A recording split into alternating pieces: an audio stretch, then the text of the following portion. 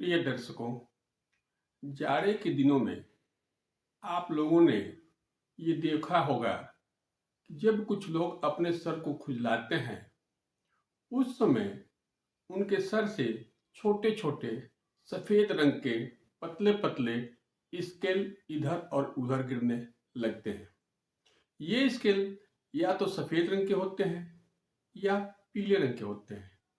इनको हम अंग्रेजी में डंड्रफ और हिंदी में रूसी कहते हैं। आज इस वीडियो में रूसी के बारे में ही चर्चा करने जा रहा हूं कि वे कौन से कारण हैं जिससे रूसी होती है, कैसे इसको हम ठीक कर सकते हैं तथा रूसी न हो इसके लिए हमें क्या क्या प्रिकॉशन लेना चाहिए। कि जिस तरह से सांप केचुल छोड़ता है, उसी तरह से हमारी त्वचा की पुरानी कोशिकाएं भी धीरे धीरे निकलती रहती हैं तथा उसके जगह पे नई नई कोशिकाएं बन के आती रहती हैं। यह एक नेचुरल प्रक्रिया है तथा ये सदैव होती रहती है। यदि किसी कारण से श्रेडिंग की प्रक्रिया तेज हो जाए तो उस समय रूसी बनने की प्रक्रिया भी तेज हो जाती है। इस तरह दो रंग की पाई जाती हैं, पहला सफेद और दूसरा पीले रंग की। सफेद रंग की जो रूसी होती है उसका मुख्य कारण हमारे खोपड़ी के त्वचा का सूखापन होता है। और इससे रूसी होने के मुख्य दो कारण ही हैं। पहला कारण हमारे खोपड़ी के त्वचा का शुष्क होना या उस त्वचा का ज्यादा आयली होना। ये देखा गया है कि रूसी की बीमारी किशोरावस्था में ज्यादा होती है। इसके होने का कारण ये है कि किशोरावस्था में एंड्रोजेंस नाम का हार्मोन्स सक्रिय हो जाता है, जिसके कारण सीबेसियस ग्लैंड की सक्रियता बढ़ जाती है और ये सीबेसियस ग्लैंड सीबम नाम का एक आयली और चिपचिपा पदार्थ का निर्माण करता है। आयली स्कैल्प और मृत कोशिकाएं आपस में जुड़ करके एक ऐसा वातावरण तैयार करती हैं जिस वातावरण में मलाजेशिया ग्लोबोसा नाम का फंगस विकसित हो जाता है। यह फंगस सीबम आयल से ही अपना भोजन ग्रहण करता है तथा ओलिक एसिड को यह उत्पन्न करता है। यह एसिड आपके खोपड़ी पे इरिटेशन पैदा करता है और खुजली पैदा करता है। इस परिस्थिति में आप देखेंगे तो रूसी का कलर पीला और चिपचिपा होता है। एक्चुअल में रूसी जो है यही है। वैसे तो सर पे स्केल निकलने के अन्य भी कारण हो सकते हैं, जैसे एक्जिमा और सोरियासिस। इस प्रकार से आप समझ गए होंगे कि रूसी होने के मुख्य दो कारण हैं, या तो स्कैल्प की ड्राइनेस या ज्यादा आयली स्कैल्प। हम रूसी के ट्रीटमेंट में एक एक्सटर्नल एप्लीकेशन का प्रयोग करते हैं तथा कुछ दवाएं खाने के लिए देते हैं। एक्सटर्नल एप्लीकेशन में हम दो दवाओं का प्रयोग करते हैं। पहली दवा कोचिलेरिया क्यू और दूसरी दवा बेडिएगा क्यू।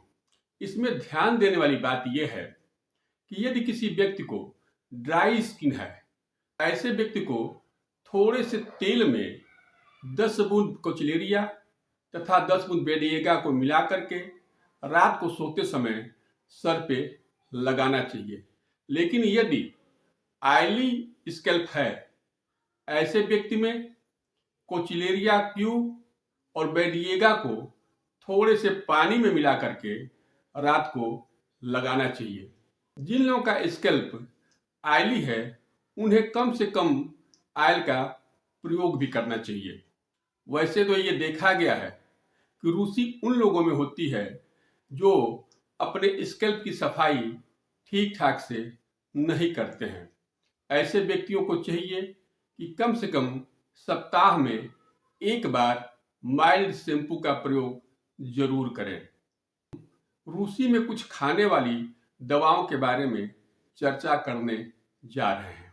यदि आपके सर से सफेद और सूखी स्केल निकलती है। तो इसका तात्पर्य यह है कि यह रूसी आपके स्कैल्प के ड्राइनेस के कारण है। ऐसे व्यक्ति को चाहिए कि खाने के लिए एल्मिना 200 की 2 बूंदें प्रत्येक दिन सुबह लें तथा शाम को नेट्रम आर्स 200 की 2 बूंदें रोजाना शाम को लें। इस दवा को 1 सप्ताह से 2 सप्ताह तक प्रयोग करें तथा साथ में कम से कम सप्ताह में 2 बार दवा मिला हुआ तेल का प्रयोग जरूर करें। ऐसा करने पे आप देखेंगे कि आपका ये रूसी 1 से 2 सप्ताह में ही पूर्णतया ठीक हो जाता है। लेकिन यदि सीबोरिक डर्मेटाइटिस के कारण आपको डंड्रफ है, ऐसे में ये देखा गया है कि डंड्रफ पीला, चिपचिपा और बदबूदार होता है।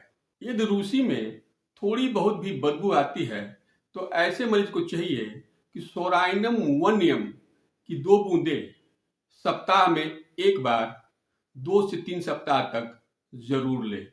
यदि रूसी पीली है तो काली सल्फ 200 की 2 बूंदें सुबह तथा ग्रेफाइटिस 200 की 2 बूंदें रोजाना शाम को 1 से 2 सप्ताह तक लें। ये दवा क्लिनिकली टेस्टेड है और हमने देखा है कि 50 मरीज मात्र इन 2 दवाओं के आधार पर ठीक हुए हैं और फिर उन्हें रूसी नहीं हुआ है। यदि बाल जमने के कारण पूरे स्कैल्प की स्किन ही उधड़ने लगे तो ऐसे व्यक्ति को चाहिए कि स्टेफिसेग्रिया 200 की 2 बूंद सुबह और 2 बूंद शाम को रोजाना 1 से 2 सप्ताह तक लें।